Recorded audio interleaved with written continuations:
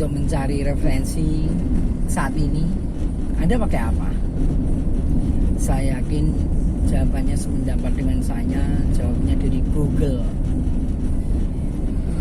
Kalau mencari resep masakan, Anda cari di mana? Saya yakin juga sama, mendapatkannya juga di Google.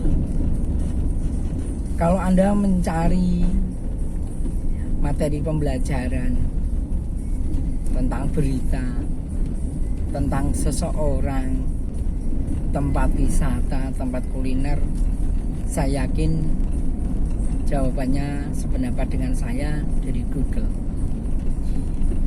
Namun kecanggihan Google, bahkan ada yang menyebut Profesor Google, mungkin sama profesor saja lebih pintar Google, atau mbahnya Google. Anda sudah pakai berapa persen? Prof. Eko Indrajit menyitir kita cuma paling pakai 10-20% dari kecanggihan Google itu.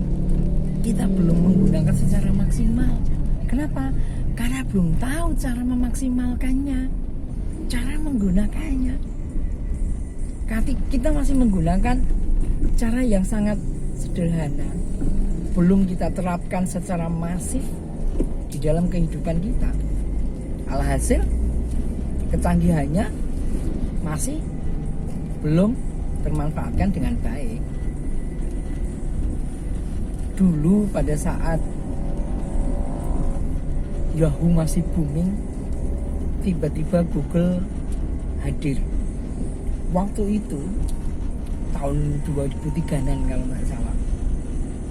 Saya sudah pikir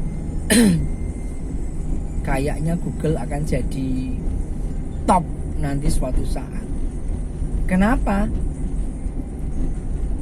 Kalau waktu itu orang ngecek web sudah bisa online apa belum, pakainya google.com. Ketika google.com, ketika sudah tayang, tampil, oh sudah, berarti webnya sudah jadi. Ada lagi ngecek jaringan, bikin jaringan, mereka cek bahwa jaringannya sudah berhasil apa belum, ketikkan google.com. Kalau sudah muncul, bisa. Orang jarang banget menggunakan yahoo.com.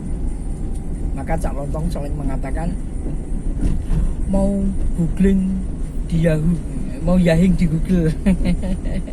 Mau yahing di Google. Jadi mencari sesuatu di Yahoo, di Google, nah, kan susah. Nah, artinya apa? Google di awal kemunculannya ini sudah menjadi bahan pembicaraan.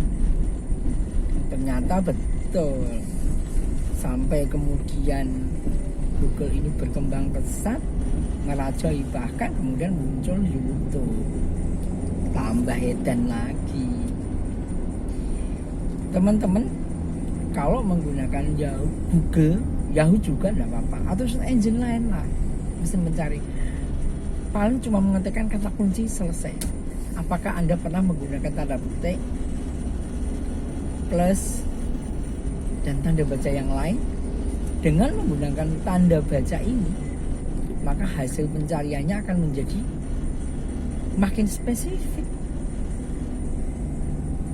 Bahkan kemudian muncullah Google Business. Dengan muncul Google Business ini kemudian membuat UMKM, membuat pelaku usaha, kalau saya katakan sih digiring, dikondisikan, bukan dipaksa. Lebih tepatnya dibohongi, tapi dibohongi seneng. Kenapa?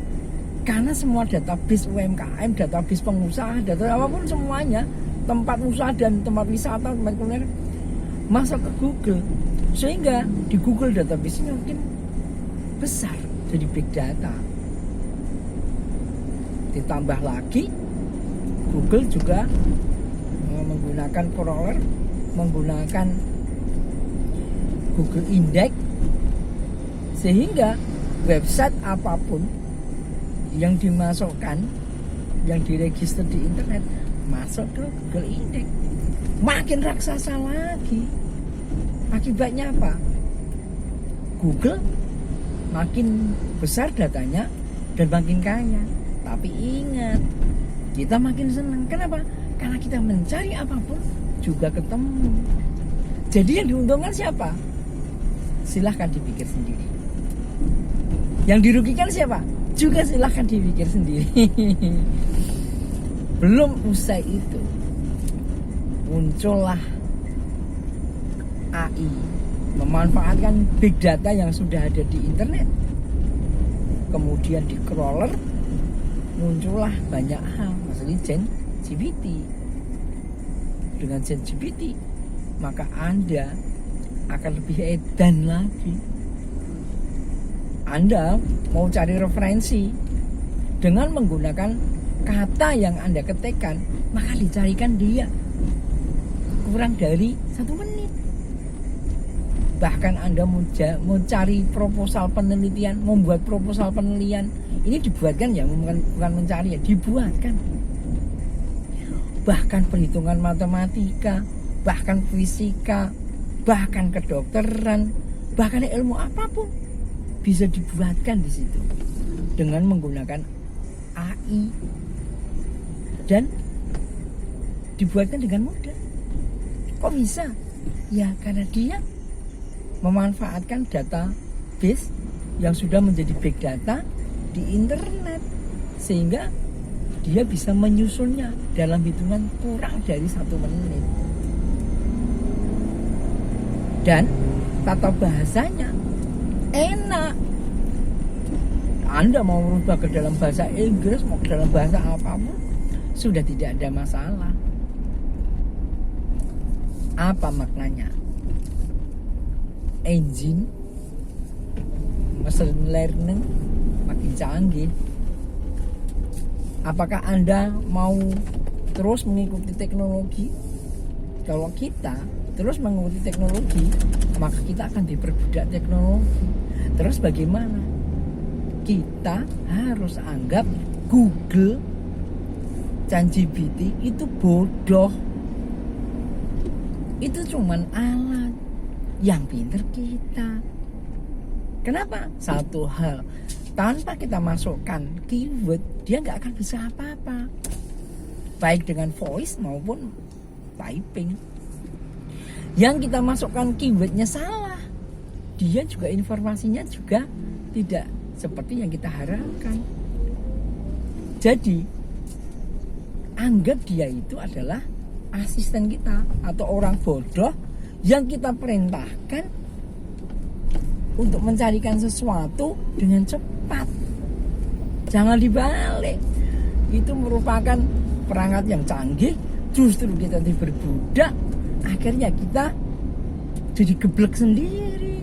Bukan, harus dibalik. Bahkan sebuah referensi yang sudah di riset oleh Prof. Eko, membuat buku bisa dibuat temanya apa, daftar isinya bagaimana, daftar pustakanya apa, berapa halaman, berapa kata, semuanya bisa dibuat dalam hanya hitungan detik saja.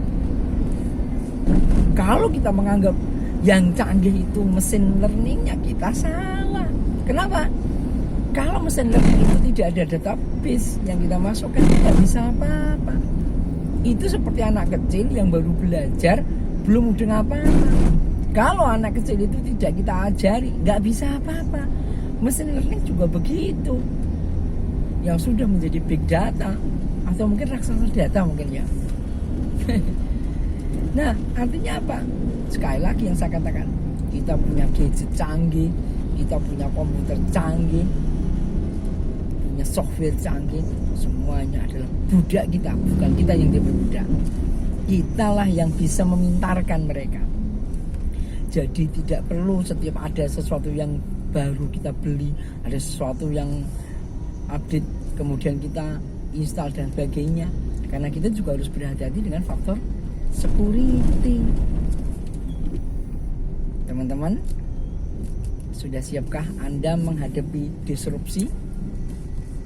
Sudah tampak sih sekarang semuanya serba Bubra. Bubra itulah deskripsi. Semoga bermanfaat.